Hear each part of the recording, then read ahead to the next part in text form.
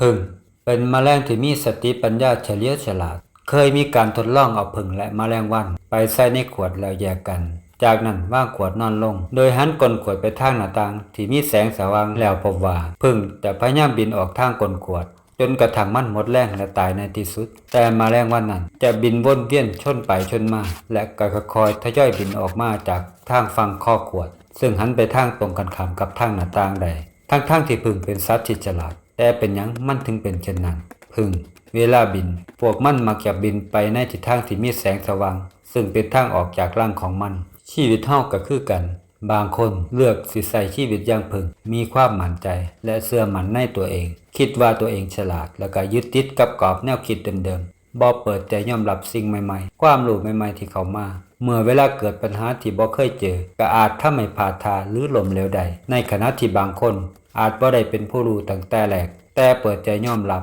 และเรียนรู้กับทุกสิ่งที่เข้ามาในชีวิตการลองผิดลองถูกหลายๆครั้งอาจเป็นสิ่งที่เฮ็ดให้เขาเหล่านั้นสามารถประสบความสำเร็จได้และหาทางออกของชีวิตได้เหมือนอย่างแมลงวันนั่นเอง